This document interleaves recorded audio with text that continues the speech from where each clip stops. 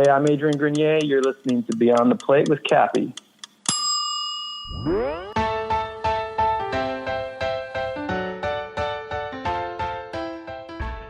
One of the flaws in the American dream is it's all about the I. How can I get mine, or how can I build my dream? But I really think if you build the dreams around you, it becomes your dream. Season 3 of Beyond the Plate is presented by Martin's Famous Potato Rolls. Hey everyone, this is Cappy and you're listening to Beyond the Plate, a podcast where I sit down with the world's culinary elite to explore their journey with food and their passion for giving back. Every episode we share inspiring stories of what it means to be in today's hospitality industry. This season we welcome a group of celebrities that have a connection to the world of food. Whether they host a food show, have a cookbook, or simply give back through food, we're excited to have them join us on Beyond the Plate. A big thank you to last season partner, and again this season, formerly called Aisle 8 by Flavor Gallery, and now called Beyond the Plate by Flavor Gallery. They supply all of our signature hats and t-shirts to our Beyond the Plate guests. After teasing this merchandise during most of Season 2, it is now available to all of you. If you'd like to get your hands on some of this merch, check out BeyondThePlatePodcast.com and click on Apparel to get yours. All right, back to it. For this episode, we sat with Adrian Grenier. Talk about someone who gives back. This guy weaves in philanthropy and social impact to just about everything he does. In fact, when I was talking to him, he was taking a break from gardening because he has a home in Austin, Texas, and a little plot of land on it that he knew he was not going to be able to tend to. So he reached out to some of his neighbors to give them a small plot of the land to use to garden. Pretty great idea. Anyhow, I came across a lot of Adrian's work with his Lonely Whale project. He was implementing some of their classroom activities at a school that I've done some work with called the Academy for Global Citizenship, an incredible school in Chicago on the Southwest side. Beyond this all, Adrian is super into cooking. He's very mindful of what he puts in his body, of sustainability when it comes to what he's cooking or putting into his body.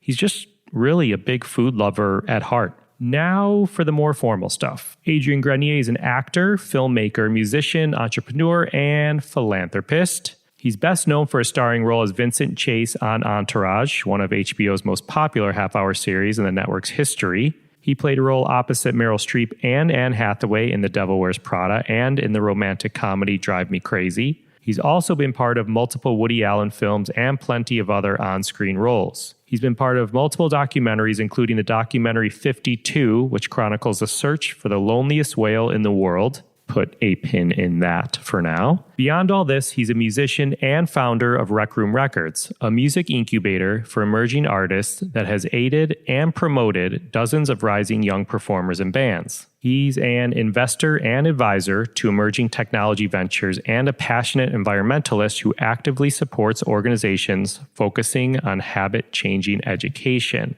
All right, take that tack out. In 2015, Grenier co-founded Lonely Whale, dedicated to bringing people closer to the world's ocean through education and awareness. The aim is to inspire empathy for marine life and action for ocean health. On World Environment Day, June 2017, Grenier was appointed a UN Environment Program Goodwill Ambassador, through which he advocates for a collaborative approach to address our environmental issues. He's had a major impact on reducing the amount of plastics in oceans, more specific, the banning of plastic straws, which I'm guessing nearly everybody has heard about. Anyhow, this dude does not stop.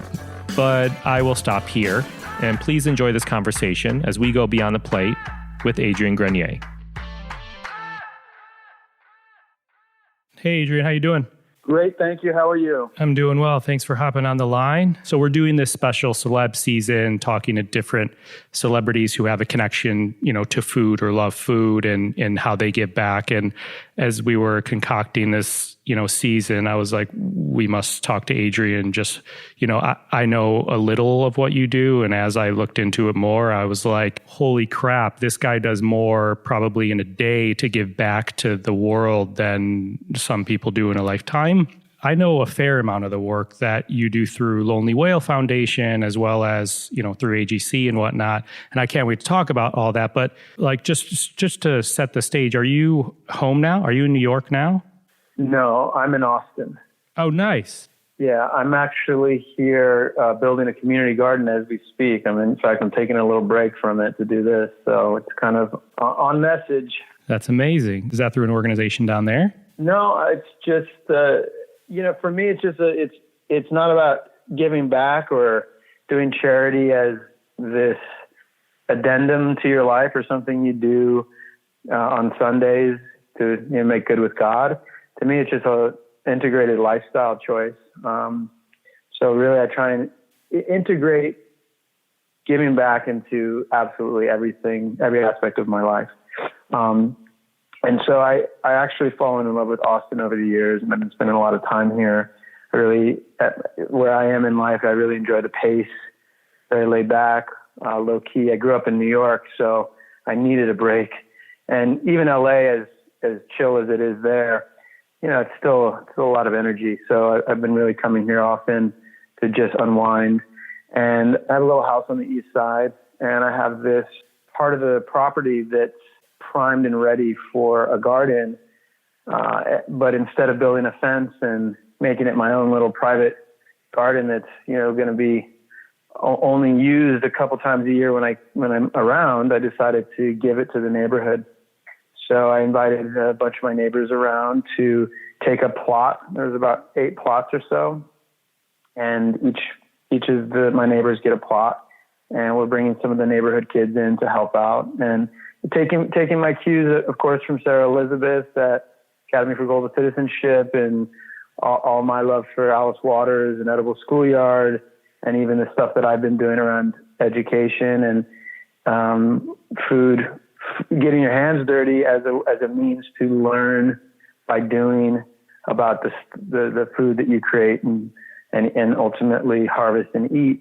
I wanted to have that in my vicinity here and give back to the neighborhood, and so it's going well. We're in the very early stages, but it's very exciting. That's a super cool thing. Alice Waters actually did our season 1 of the podcast. She's an incredible human, as you know. So I've seen you do some Instagram lives and whatnot from, I believe it's your apartment in New York.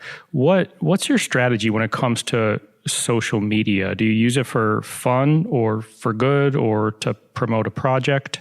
Oh, for absolutely everything. It's the town hall of our era, of our day, right? Place you go to socialize and to commune with like-minded people, to galvanize energy for projects or political reasons and social good. So, it's really just, it's that tool that everybody has to, it doesn't have to, but can use to many different ends.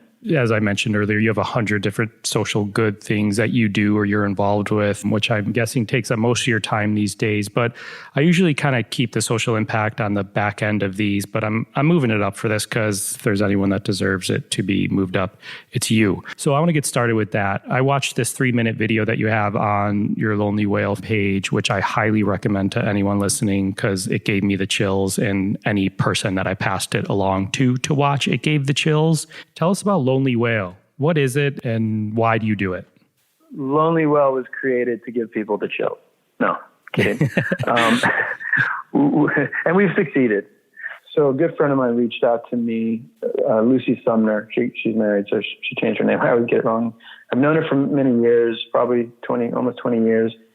We actually learned to scuba dive together, and we learned to fall in love with the ocean at the same time from a different perspective under the water. And then many years later, she reached out to me about a documentary that she wanted me to come on board and help produce about the loneliest whale in the world. And at the time, I was very excited about the project and had done several documentaries and been doing a lot of environmental work. So this particular film and subject was right up my alley. And I agreed to do it under one condition. I wanted to be able to create a call to action that was robust and ready to go, because from my experience, what we would do is make a documentary. It would take 2 to 3 years of hard work and passion, and then by the time we were done, and we would create some sort of film that that revealed a truth about some system or something that people would maybe hopefully activate on. And what we would do is put a call to action at the end, but it was sort of an afterthought, right? Throw up a website and say, for more information, go to this website. And I always found like those, it was sort of half-baked. So what I wanted to do is be able to create a place for people to go once they watch the film.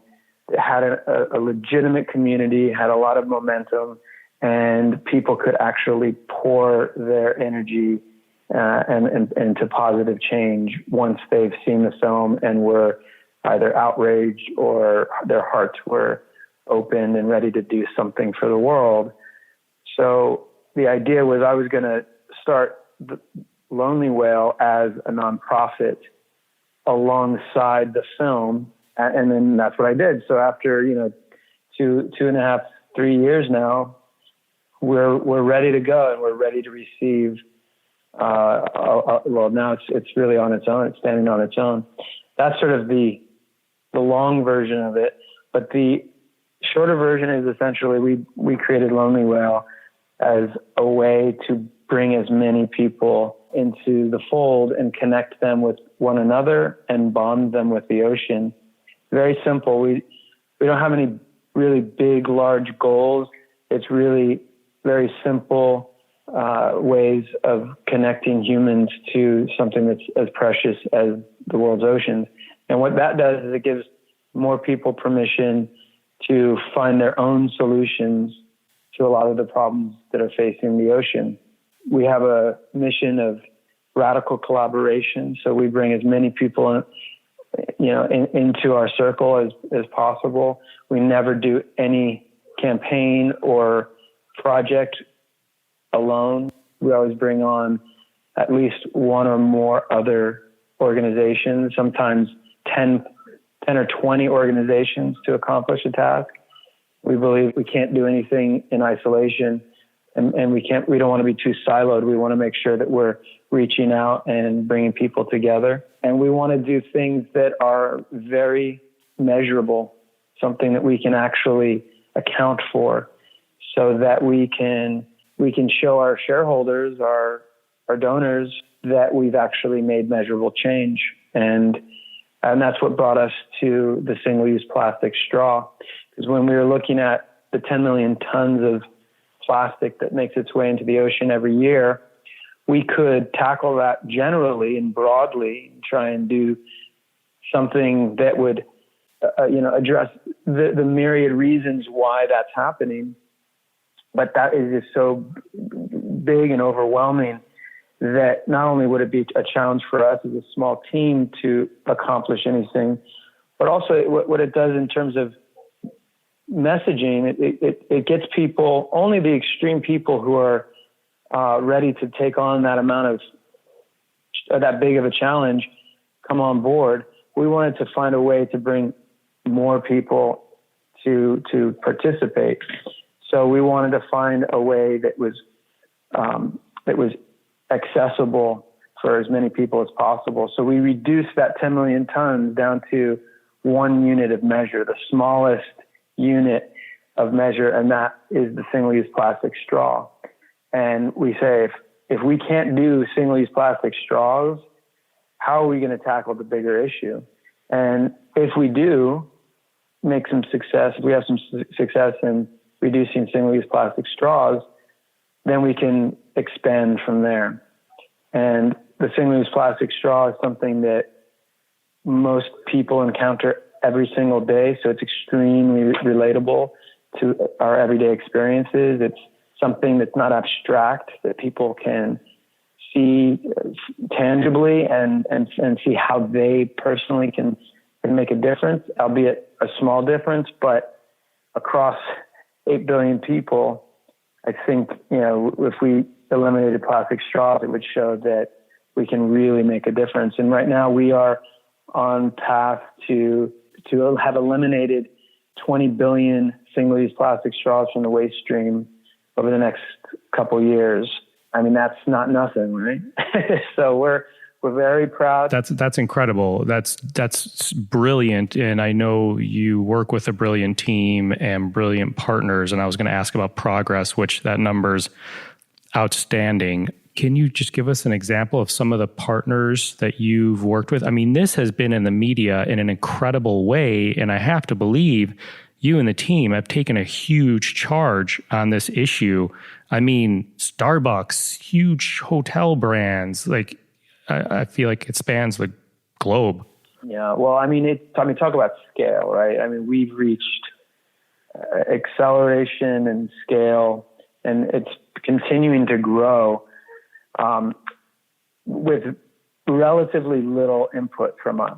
We certainly worked very hard in the beginning to get it going, but it's the type of concept and the type of ask that sparks the imagination and infiltrates. It's like a piece of code that infiltrates, our complacency and really transforms the way we see the world. And it's like a wedge idea, right? When you look at the big numbers, like 10 million tons of plastic in the ocean, it's overwhelming. And I think people tend to glaze over, and you can't quite conceive of it. It's just too big. The scale of it is too hard to relate to. But when you reduce it to something that people can see every single day, and they start to notice, oh, there's another straw and another straw, and I've just been offered 2 straws, and there's like a bunch of straws in like to-go container. All of these things start to become very relatable. And so I think what we've done is hacked the way we see the problem of plastic pollution. So not only are we able to actually start to reduce the amount of single-use plastic straws that enter the waste stream, and really change behavior and start to transform that system, but it's starting to bleed over into other things, right? So if you look at the one-for-one model of Tom's, now who isn't doing a one-for-one model, right? That thing became something that everybody can apply to their different business or cause. Well, if you look at the plastic straw movement, which we help to make mainstream, it's now the philosophy and the ideas are starting to bleed into other things. So people are like, well, what about the cup? What about the lid? How can we actually start to change our behavior beyond that? And it was sort of very much intentional to start very small as a baby step and allow that to expand. We're very, very proud of it. And I wish I could announce right now what we're up to next, but it's a little premature, probably by a month or so. But maybe we'll do a little follow-up because what we have coming out next is going to be pretty exciting. Awesome. I can't wait. Do you remember the first time or moment that inspired you to give back? It sounds like a corny cliche, but my mom taught me really everything that's good about me comes from my mom.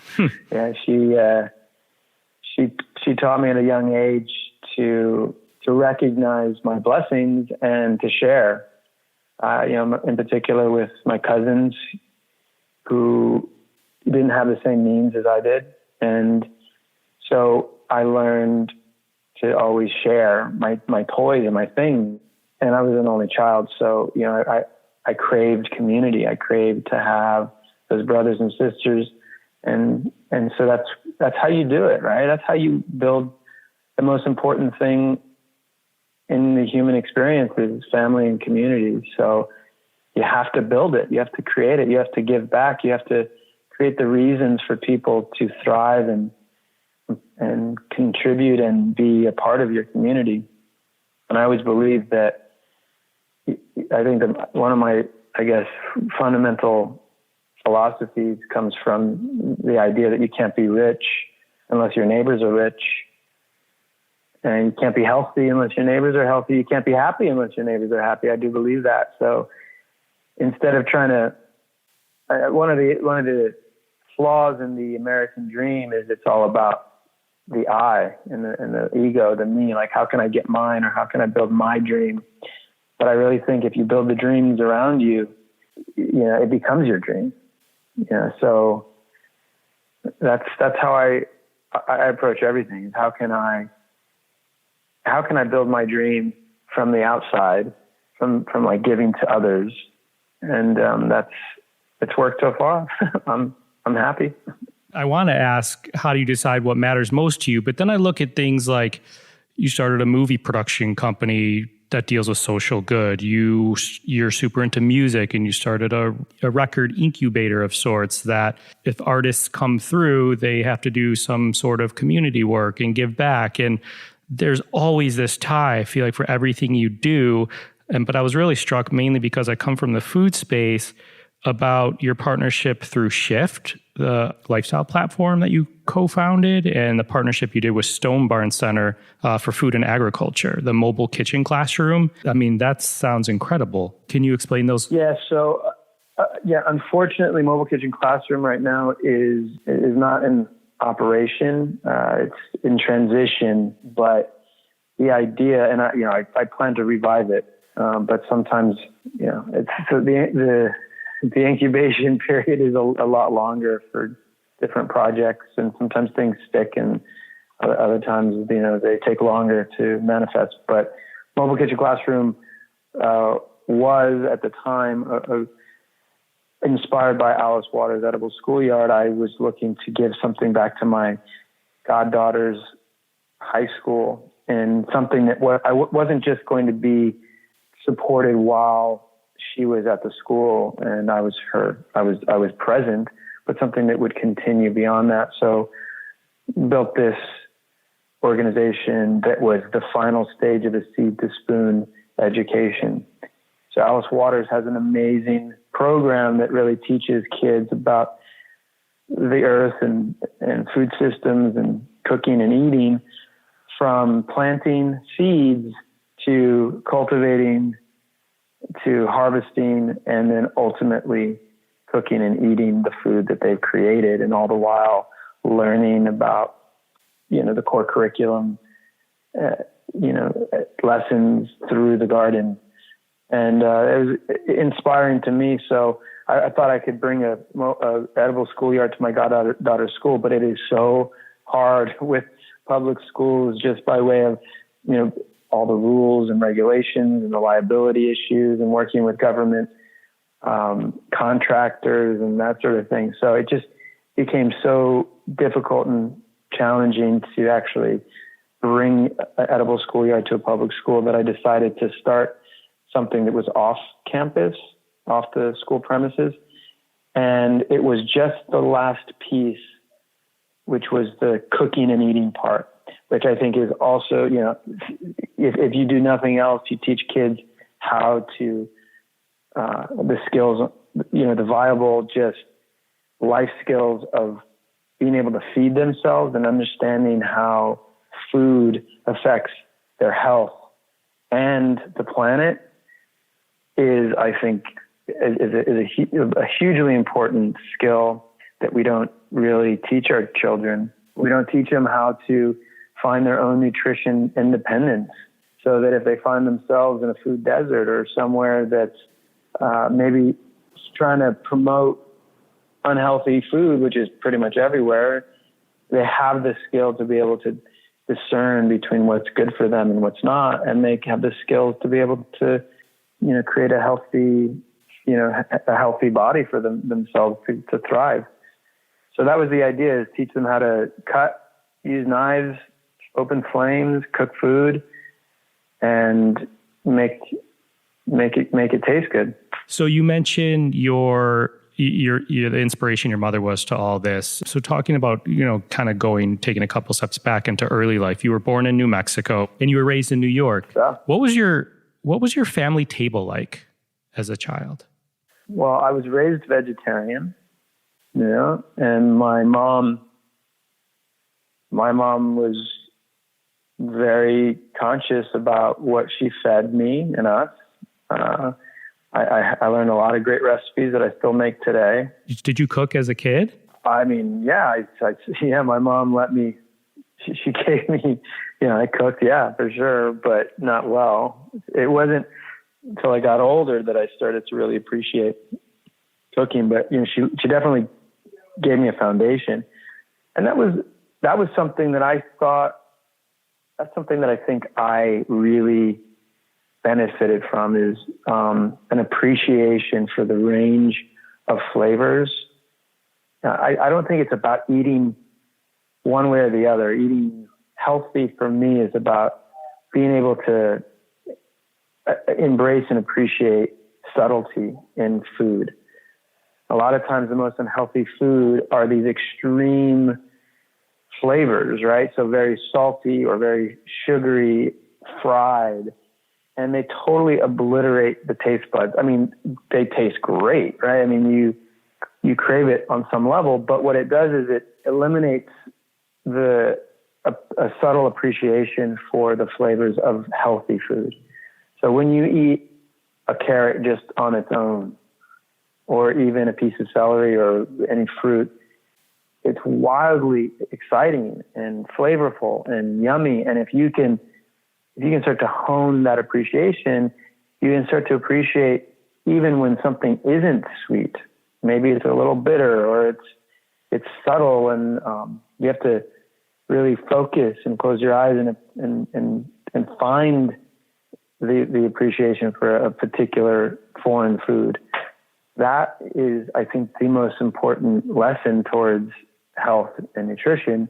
And that's something that my mom gave me. She allowed me to have a range of appreciation so that when I go into a restaurant, I don't just immediately find the saltiest or sweetest fried item. I can actually crave the other food that's more healthy. Go into a vegetarian restaurant, or, find a vegan option and really indulge in it and love it. Do you eat meat now, or you still have mainly a vegetarian or vegan diet or lifestyle?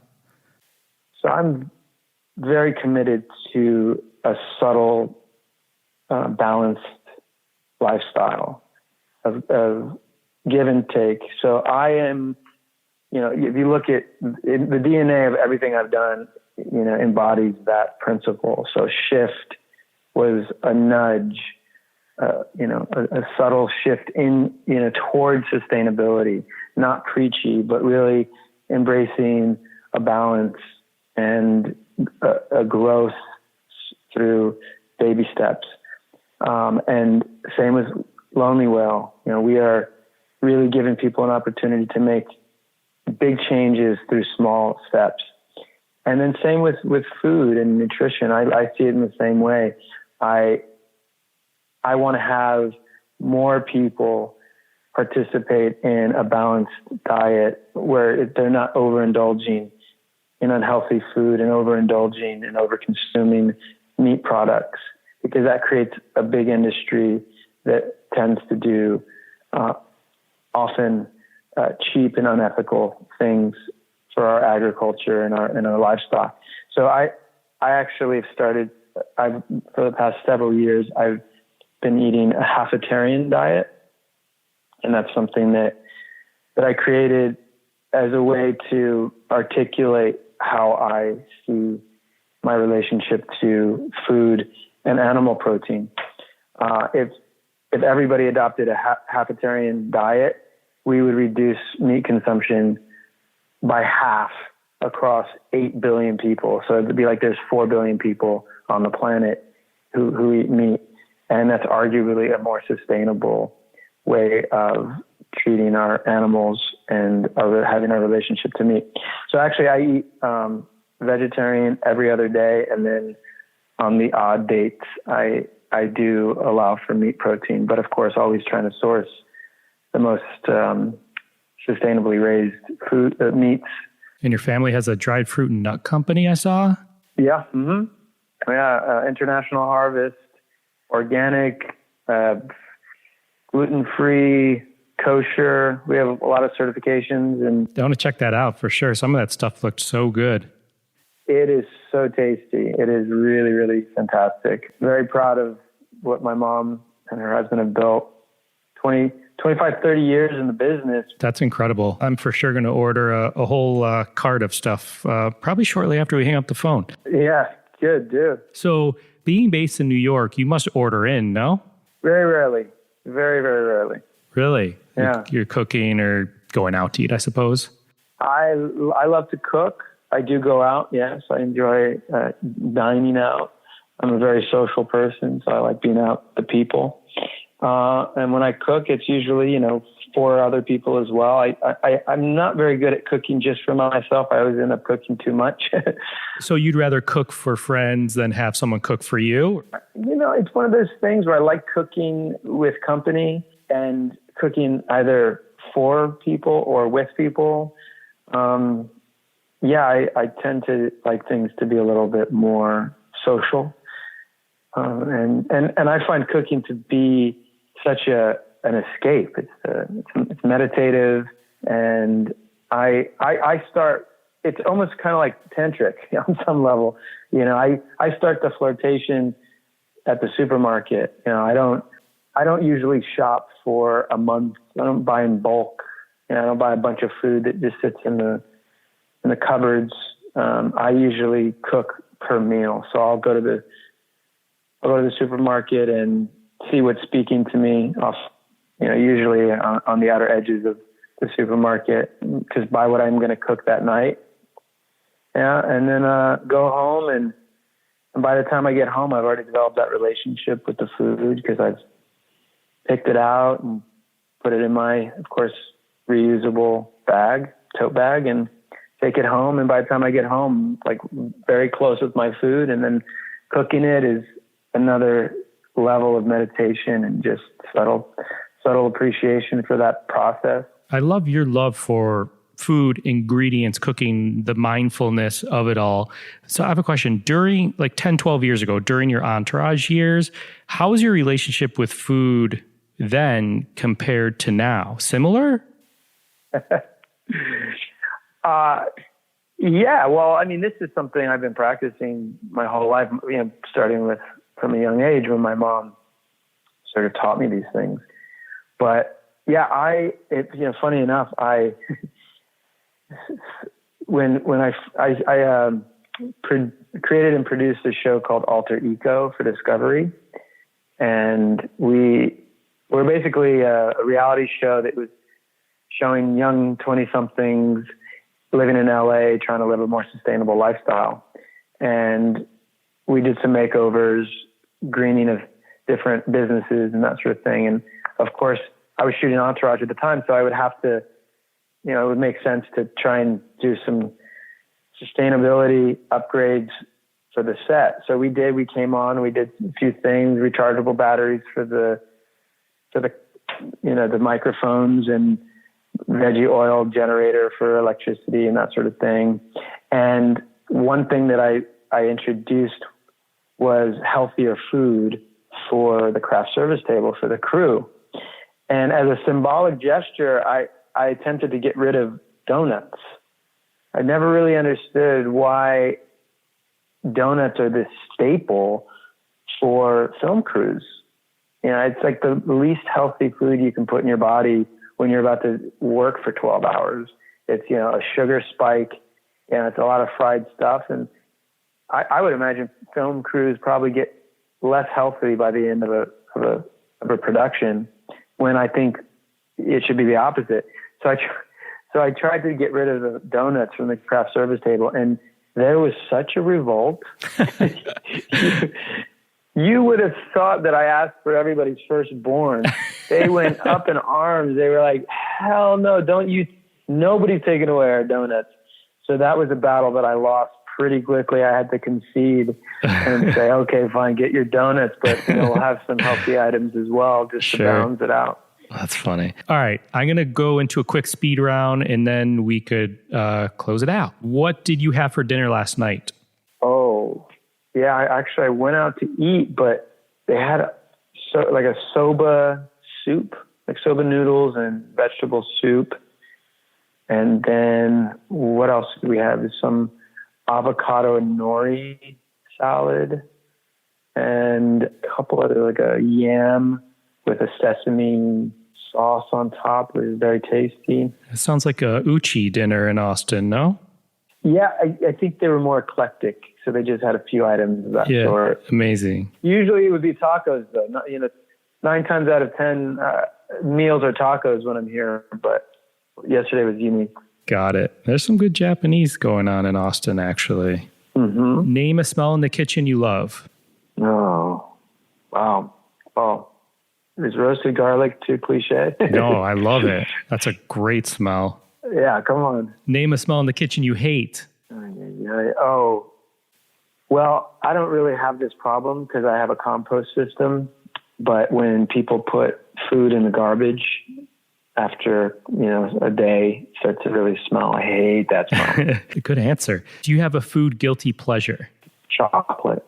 Last question, tequila or mezcal? Mezcal, for sure. All right, so closing it out, what's the next important move or campaign? Like, what's the next straw we need to be aware of? Or did you tease that with what's coming up soon and I'm going to need to wait? You will have to wait, unfortunately, but we at Lonely Whale are up to something big, and we have really gotten a lot of momentum. We have a great community. So I'm really confident that we're going to do really big things this next year. And I'm excited to announce it once I get a chance, once I'm allowed. Yeah, I get it. That's awesome. And last question, what advice would you give to your 25-year-old self? Oh, my goodness. Oh, man. Yeah. I wish I would have learned to code. Really? At a younger age. Yeah. The whole world is online. Everything's going smart. Even all the social media, it all requires a little bit of programming, tech, or at least an understanding of it. You can just do more. So I wish I would have learned how to code.